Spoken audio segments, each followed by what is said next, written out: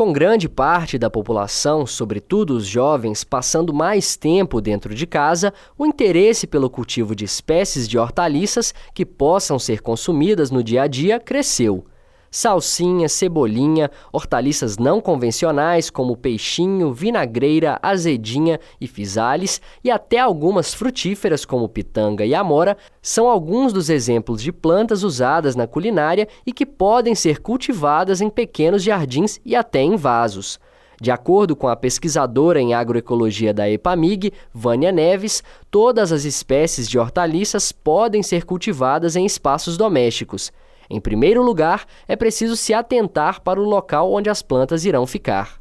Eles têm de ser de fácil acesso para tratos culturais tais como a irrigação e a retirada de plantas daninhas. O local deve ter também a incidência de luz solar de no mínimo 4 a 5 horas por dia para o crescimento apropriado da planta. Ele deve ter disponibilidade de água de qualidade para irrigação e ser protegido contra ventos fortes e contra animais. E o solo para plantio deve ter boa drenagem para não ficar encharcado. A escolha do recipiente e da semente, bem como a manutenção de água e luz solar, são alguns dos passos que devem ser considerados para quem quer ter uma horta em casa. Um vaso inadequado pode impedir o desenvolvimento completo da planta.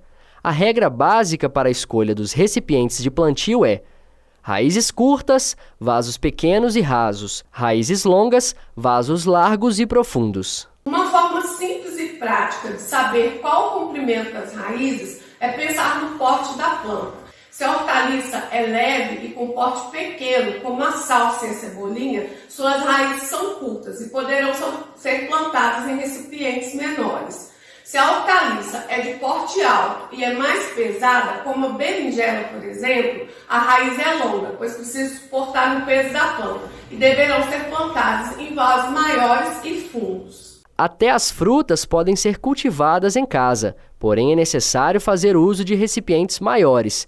De acordo com a pesquisadora, as mais comuns são pitanga e amora, mas outras como limão e até jabuticaba também conseguem ser produzidas em vasos.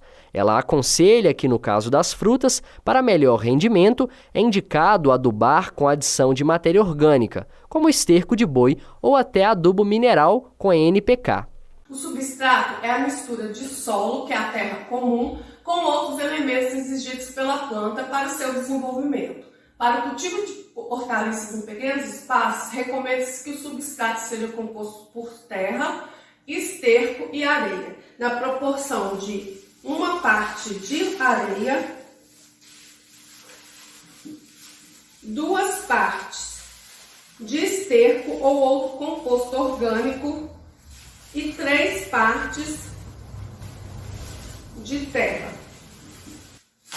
Depois de feita a mistura, esse substrato está pronto para o uso. O plantio pode ser iniciado a partir de sementes adquiridas em lojas especializadas ou mesmo de mudas, também encontradas em casas de produtos agrícolas, floriculturas ou até com parentes, amigos e vizinhos.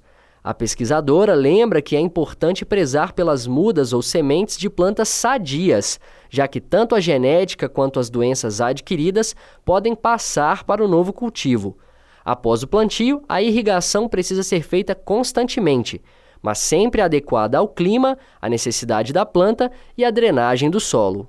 De modo geral, as hortaliças necessitam ser irrigadas diariamente para o seu desenvolvimento. No entanto, a irrigação deve ser feita de forma correta. Da mesma forma que a falta de água, o excesso de água também compromete o desenvolvimento das plantas. À medida que a planta se desenvolve, maior o volume de água a ser utilizado. Geralmente, plantas em vasos devem ser irrigadas mais vezes, pois o solo seca mais rápido. Diversos modelos de jardins que cabem até em pequenos apartamentos podem render uma boa experiência de cultivo. Algumas opções são sustentáveis e podem ser feitas em casa utilizando material reciclável.